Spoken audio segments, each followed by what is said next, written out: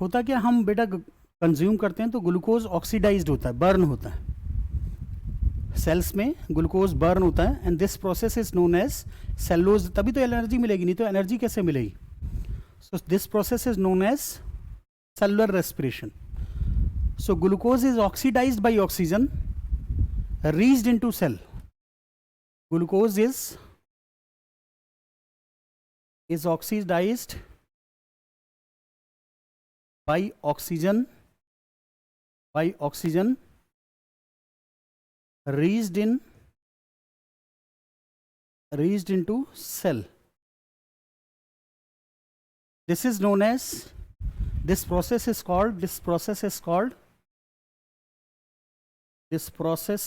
called cellular respiration. इसी को हम सेलुलर रेस्पिरेशन बोलते हैं.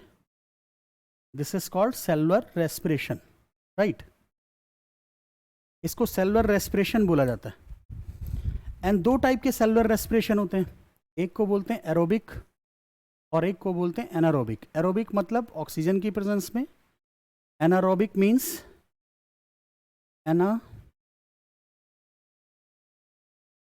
Aerobic means in the absence of oxygen. Presence of oxygen, aerobic. ठीक है जी. तो उसको एरोबिक बोलते हैं, दूसरे को, एब्सेंस वाले को एनारोबिक बोला जाता है. एनारोबिक अगर रेस्पिरेशन की बात करें, एनारोबिक रेस्पिरेशन की,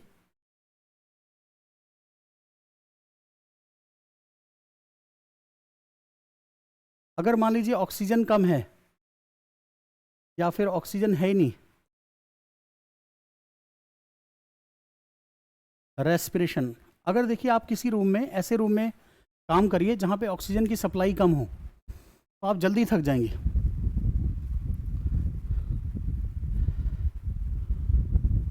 और इसमें एनर्जी भी कम प्रोड्यूस होती है, सिर्फ 2 ATP एनर्जी प्रोड्यूस होगी. Molecules are produced, 2 ATP molecules are produced from 1 molecule of glucose.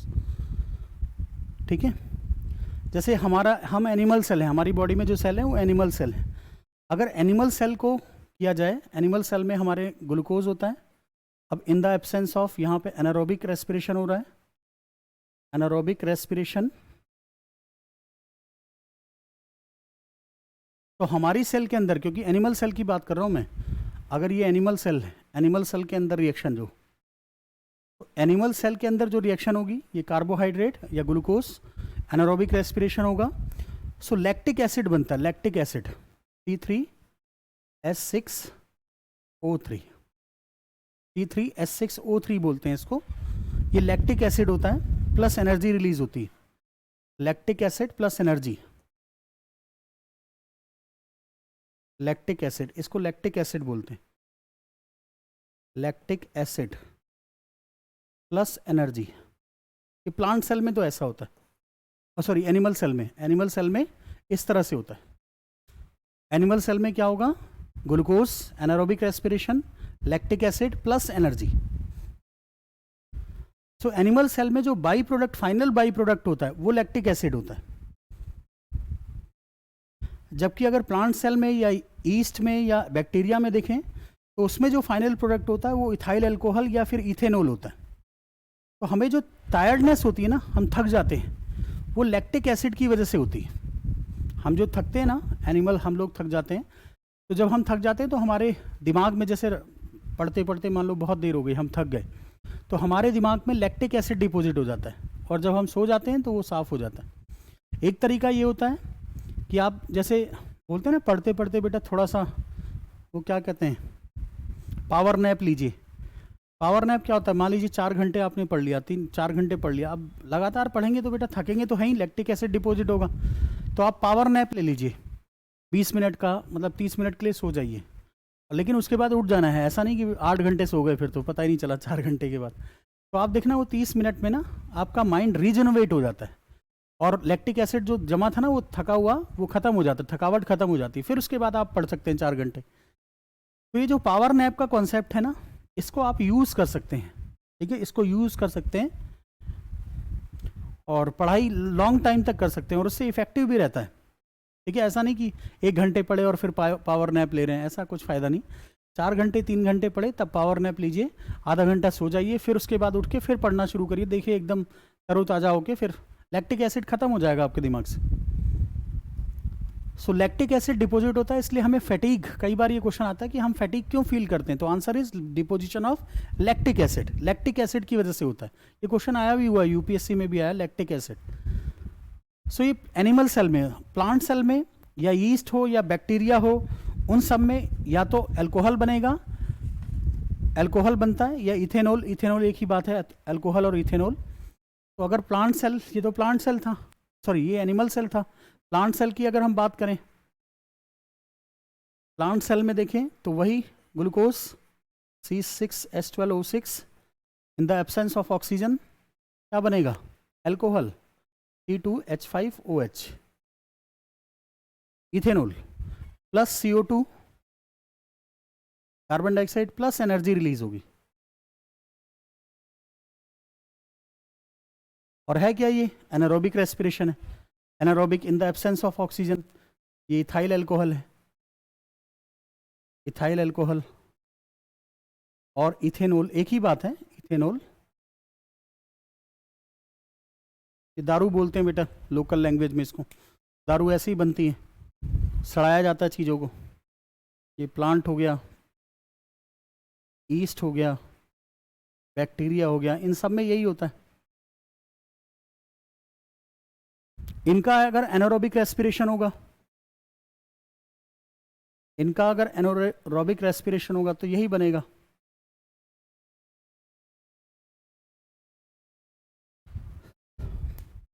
ठीक है, तो ये एनारोबिक रेस्पिरेशन है। एरोबिक रेस्पिरेशन की बात करते हैं तो in the presence of oxygen होता है aerobic respiration.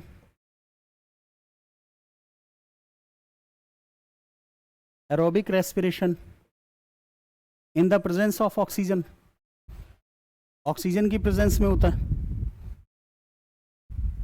Oxidation of carbohydrate in the presence of oxygen.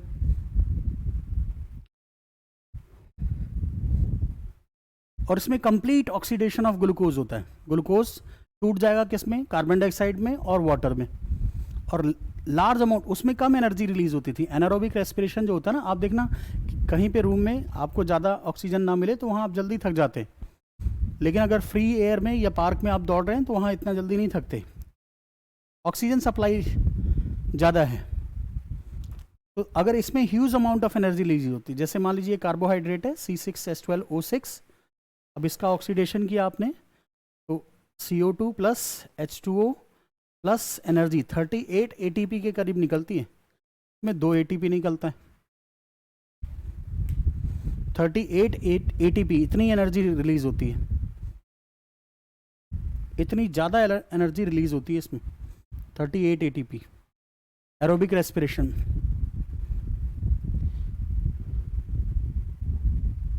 ठीक है। सो ये याद रखना, aerobic respiration in the presence of oxygen, burning of glucose in the presence of oxygen, glucose in the presence of oxygen. Oxygen की presence में glucose को burn कर दिया जाए बस। तो सेलुलर रेस्पिरेशन को जब डिवाइड करते हैं तो 2 पार्ट में डिवाइड करते हैं, एक को बोलते हैं ग्लाइकोलिसिस और एक को बोलते हैं क्रेब्स साइकिल।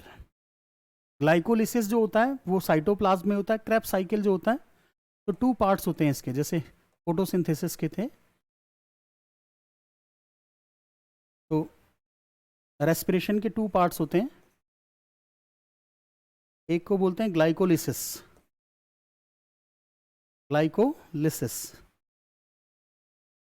ग्लाइकोलिसिस, और दूसरे को बोलते हैं हम Krebs cycle, Krebs cycle, Krebs cycle, Krebs cycle.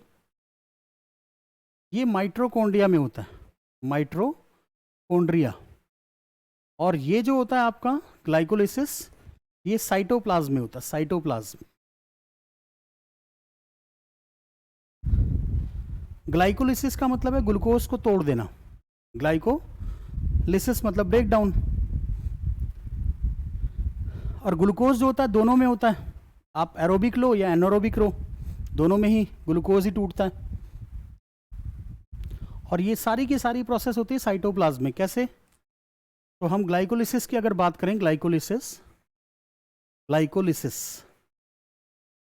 Let's say this is glycolysis. Glycolysis is present in both types of respiration. It is present in both type of respiration, whether it is aerobic हो या anaerobic हो, दोनों में glycolysis होता है। होता क्या है? ग्लूकोज C6H12O6,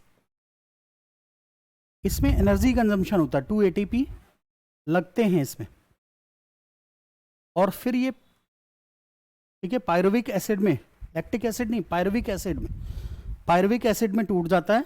यहाँ पायरुविक एसिड बनता है, pyruvic acid plus 4 ATP release होते हैं। तो नेट कितना हो गया? रिलीज हुआ 4 ATP, खर्च कितना हुआ? 2 ATP। और ये रिएक्शन होती कहाँ है? साइटोप्लाज्म में, साइटोप्लाज्म में। सो नेट इसमें जनरेशन कितना हुआ? नेट एनर्जी 2 ATP, ठीक है ना। नेट कितना आ गया? 2 ATP नहीं आ गया, 2 ATP लगे, 4 ATP जनरेट हुए, तो 2 ATP आ गया। इस तरह से इसको बोलते हैं हम ग्लाइकोलिसिस। और ग्लाइकोलिसिस किस में होता है? साइटोप्लाज्म में होता है। और ग्लाइकोलिसिस का जो बाई प्रोडक्ट होता है पायरुविक एसिड होता है, पायरुविक एसिड, ठीक है।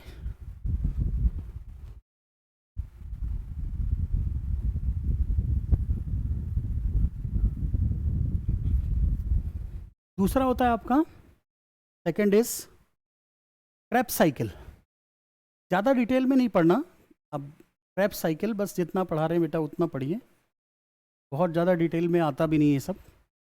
क्रेब्स साइकिल पूरा मैकेनिज्म समझने की ज़रूरत नहीं है। क्रेब्स साइकिल देखिए, it is also called citric acid cycle. इसको सिट्रिक एसिड साइकिल या tricarboxylic cycle, it is also called citric acid cycle और tricarboxylic cycle, tricarboxylic cycle, ये सब भी बोलते हैं, एक ही बात। और ये रिएक्शन किस में कंप्लीट होती है? माइटोकॉन्ड्रिया में, कॉन्ड्रिया में। इसमें large amount of energy release होती है, large amount of energy release होती है,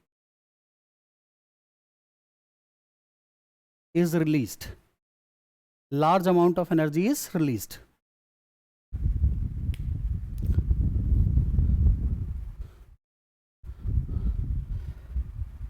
ठीक है। अब ये तो हो गया रेस्पिरेशन, दो टाइप के रेस्पिरेशन हो गए आपके, एक हो गया आपका एरोबिक, एक हो गया एनारोबिक। इसके बाद आता है रेस्पिरेटरी सब्सटेंसेस। अगर मान लो मैं भूखा रहना शुरू कर दूं तो सबसे पहले क्या बर्न होगा मेरी बॉडी में? किसका ऑक्सीडेशन सबसे पहले होगा? ग्लूकोज का। फिर उसके बाद किसका होगा? फैट का। और लास्ट में बचा हुआ प्रोटीन भी खत्म हो जाएगा, और फिर उसके बाद मैं मर जाऊंगा।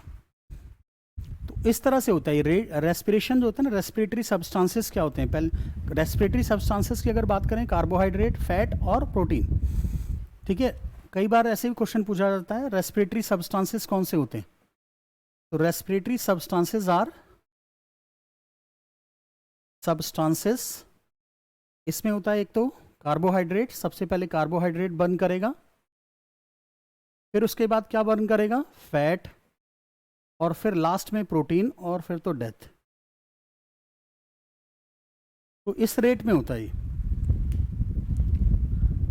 And respiration is a catabolic reaction, larger molecule smaller molecule में कन्वर्ट हो जाते हैं। रेस्पिरेशन इज, जैसे आप दौड़ते हैं तो दौड़ने से वेट कम होता है ना, क्यों? क्योंकि रेट ऑफ रेस्पिरेशन इंक्रीज हो जाता है, ज़्यादा रेस्पिरेशन होता है। ज़्यादा रेस्पिरेशन होगा तो कार्बोहाइड्रेट बर्न होगा, और कार्बोहाइड्रेट जब आपकी बॉडी से खत्म हो जाएगा तो जो बॉडी होगी वो फैट लेना शुरू कर देगी, फैट को बर्न करना शुरू कर देगी। तो जो रेस्पिरेशन होता है, respiration is a catabolic reaction. Catabolic का मतलब लार्जर मॉलिक्यूल को स्मॉलर मॉलिक्यूल्स में तोड़ देती है। Respiration is a catabolic reaction, respiration is a catabolic reaction, respiration is a catabolic reaction. Respiration is a catabolic reaction. Respiration क्या होती है? कैटाबॉलिक रिएक्शन होती है, and it reduces the weight of the body. ठीक है, weight of the body. Enzymes क्या होते हैं बेटा? एंजाइम्स मैंने बताया था, enzymes are functional protein. Functional proteins are, हाँ, functional proteins are called enzymes. Functional proteins are called enzymes. और एंजाइम्स को हम, ये जो फंक्शनल प्रोटीन होते हैं उसको बायोकैटलिस्ट भी बोलते हैं, बायोकैटलिस्ट भी बोला जाता है। ठीक है, बायोकैटलिस्ट भी बोला जाता है, बताया था ना मैंने, बायोकैटलिस्ट भी बोलते। ठीक है जी, तो ये एक पूरा चैप्टर था आपका, ये आप फिनिश हो गया है।